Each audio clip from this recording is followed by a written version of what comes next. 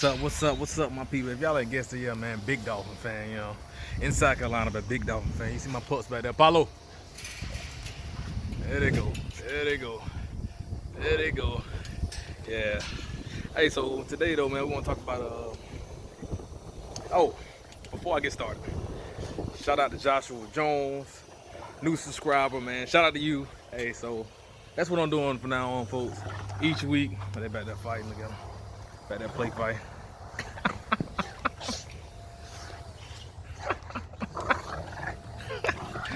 But yeah, each and every week, man, I'm shout out my new subscribers for the whole week. I ain't get all the new subscribers this week. I don't know why they want to do this right when I ain't started. Y'all must know I'm recording. Anyway, yeah, each and every week, man, I'm gonna shout out my new subscribers. You know, show y'all love, man. Y'all comment on the page. I'm gonna answer your comments. I'm gonna show you love for commenting anything. You show me love, I'm gonna show you love every video, each and every week. Just be looking out for your shout outs on my vlogs. This is vlog 5.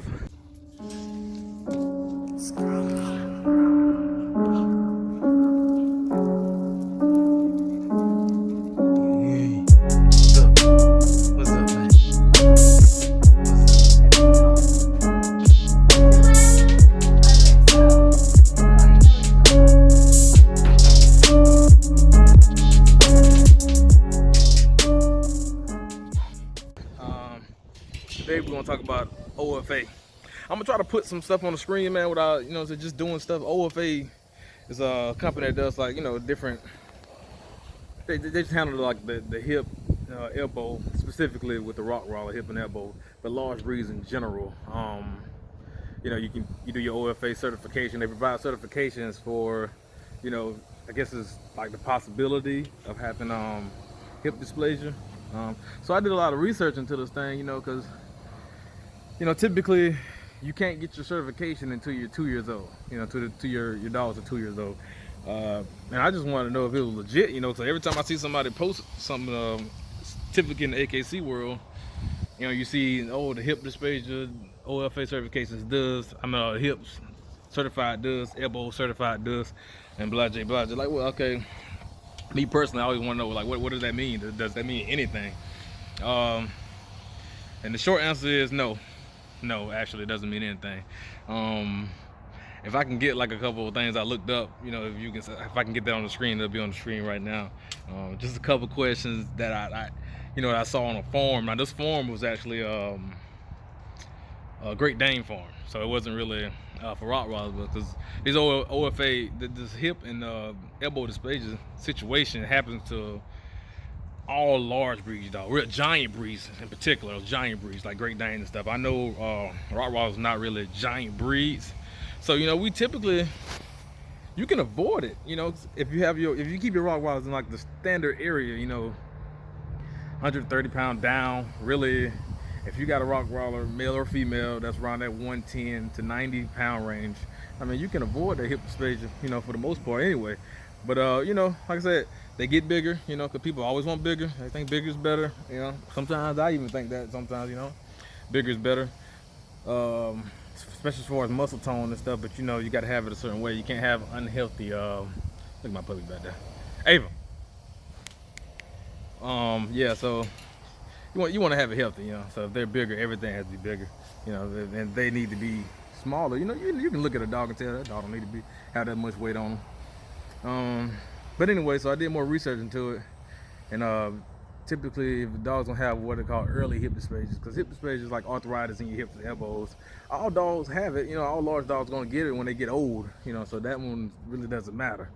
But you wanted it's the pre hip dysplasia, the ones that have started getting arthritis early, as puppies, 1 year old, 2 year old dogs.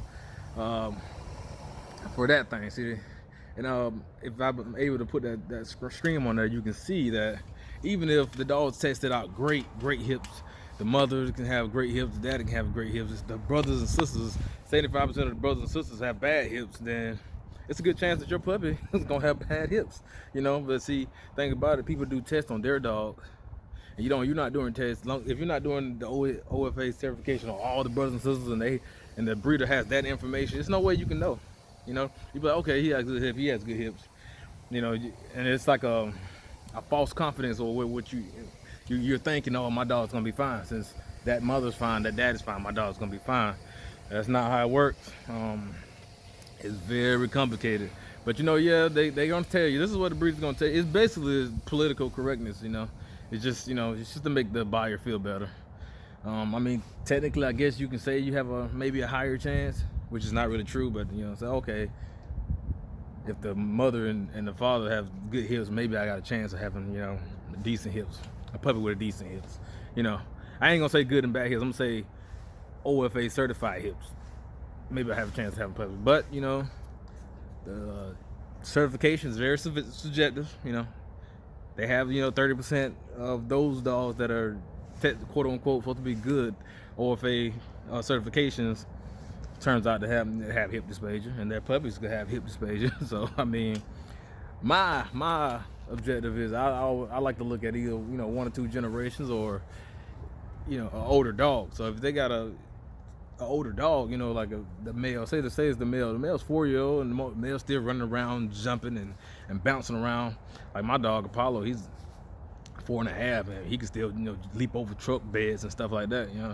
That dog has pretty good hips. Now you have people new in the game that are breeding these young, just your dog, the mother and the father both super young. Then you probably want to get them tested, just to make people feel better, because that's what you're doing, and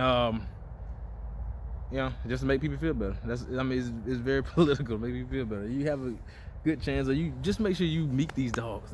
If you can see these dogs, the parents of these puppies, you can see the parents, go out there and meet them, watch them move around, check these dogs out. That's the best way to know if you're getting a healthy puppy. And then when you get your puppy, you want to save yourself money down the long run, you want to go ahead and do it. You can actually do a pin hip test if that makes you feel a lot better. But usually getting dogs from just know that breeder, somebody that had a puppy by their breeder already, and those dogs 1-year-old now or 2-year-old now, if you can look those up, that'll help you in the long run. And because these things I'm doing as I purchase my new puppies, and as I bring into my camp, make my camp better, stuff that you can look for. Because OFA certification, this is a false sense of confidence. You don't want that. You want something original, you want to check stuff out, make sure legit, make yourself really feel better and really be something. If they have the pin hip, that is more accurate than OFA. So if they do have that, I mean, that's great. But like I say, when I say just check the breeders. Reputations matter. With those hips, elbows, sick dogs. So the hip and elbow is not the only thing that bothers you. That could hinder your dog. Everything. Good temperament. They may have dogs. Oh, they look good, but the dogs, they bite, or they, just bad temperament in general. They're not good dogs. They're not as sweet as these dogs back here. Look at them. They're not sweet. Look at Palu. Look. They don't just love like my dogs just love. But yeah. Anyway. Appreciate y'all watching, man. This is Vlog 5, man. Y'all leave stuff in the comment, man. Let me know what else y'all need. What else information y'all want on, because I am a guru as far as studying. I will study. I will figure this stuff out for you, man. I promise you I will. There's my little puppy back there, Ava. She loves attention. But yeah, that's it, y'all. Bow.